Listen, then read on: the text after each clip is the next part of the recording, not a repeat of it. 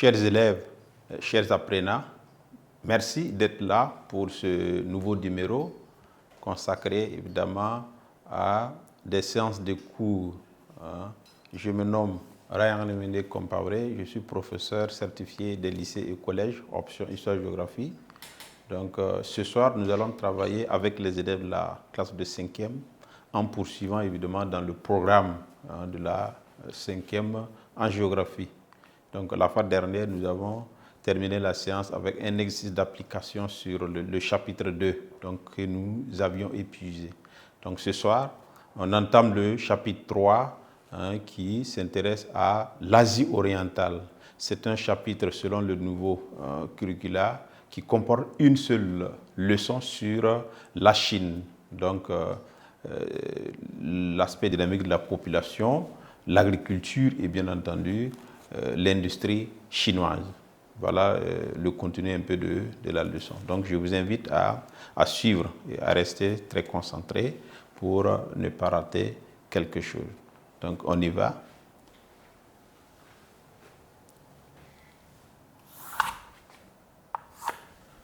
Chapitre 3.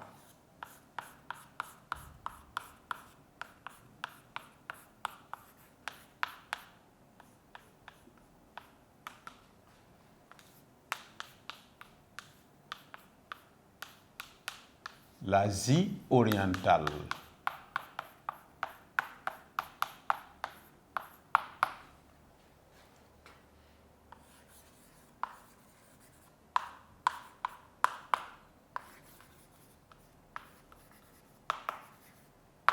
La Chine, deux points,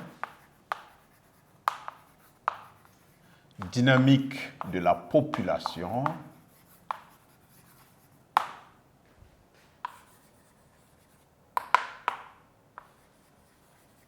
agriculture et industrie chinoise.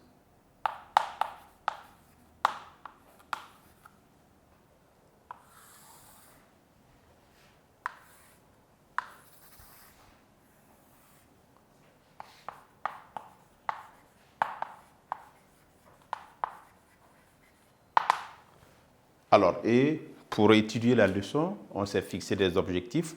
Le premier principal objectif, c'est vous amener à comprendre la dynamique de la population de la Chine, c'est-à-dire les mouvements naturels, la répartition de la population et sa structure.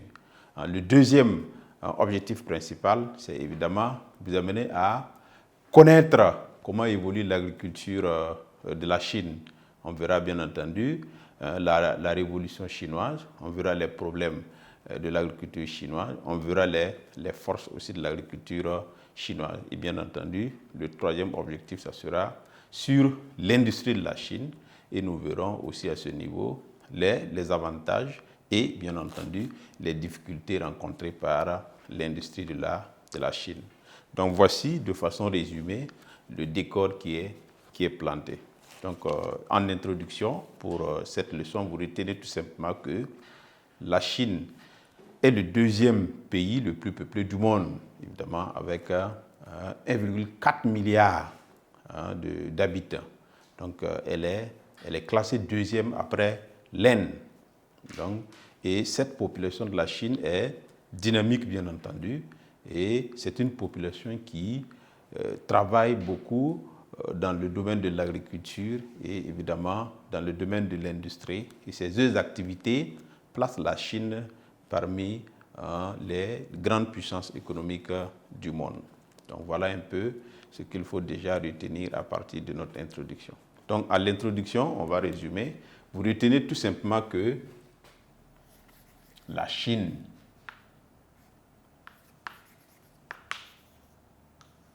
est le deuxième pays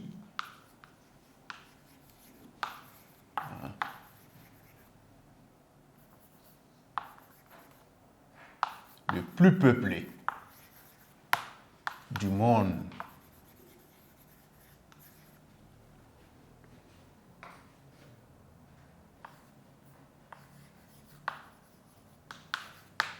Après l'Inde. avec 1,4 milliard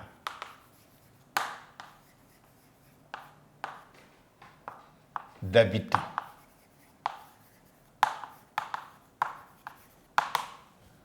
Donc, cette population chinoise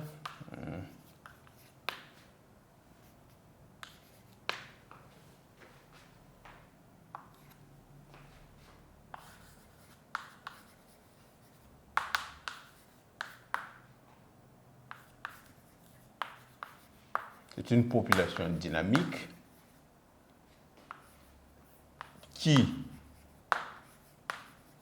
pratique l'agriculture et l'industrie.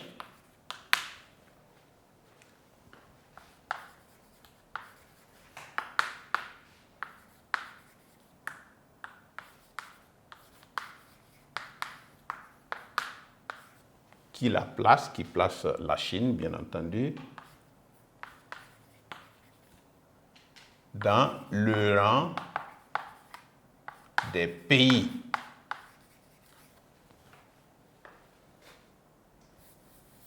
des grandes puissances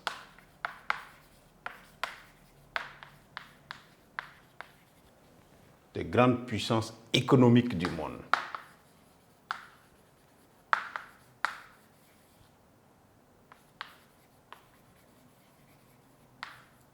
Donc voilà ce qu'il faut déjà retenir à l'entame.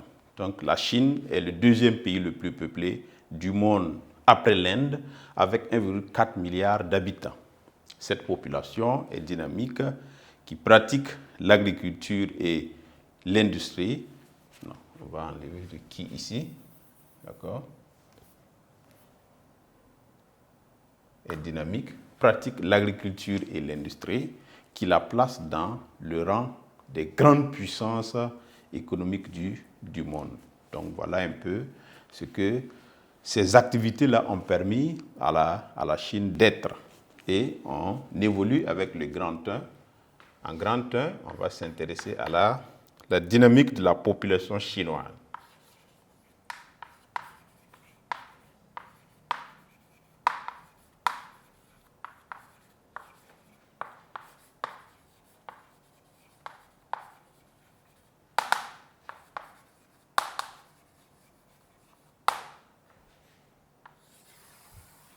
Alors, en petit 1, on s'intéresse aux mouvements naturels.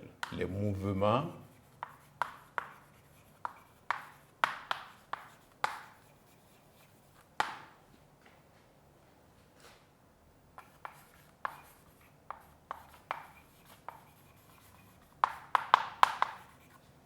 Alors, ici, il faut retenir que les mouvements naturels, évidemment, c'est la natalité et la mortalité. Et vous retenez que la population de la Chine, c'était une population qui avait une croissance rapide entre 1950 et 1970. Donc, mais à partir de 2015, cette croissance est au ralenti maintenant et avec des taux respectifs des taux de mortalité et de natalité respectifs de 7 pour 1000 et de 12 pour 1000. Et pourquoi? Lorsque les autorités se sont rendues compte de l'évolution rapide de la population de la Chine, il y a eu évidemment une politique qui a été mise en place et qui encourageait la politique de l'enfant unique par couple.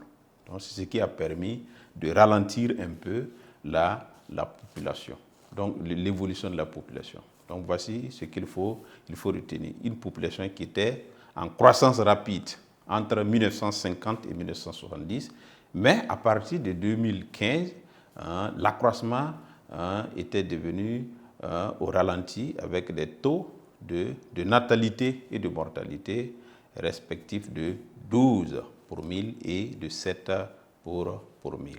Donc voici ce qu'il faut retenir par rapport au mouvement naturel de la population chinoise.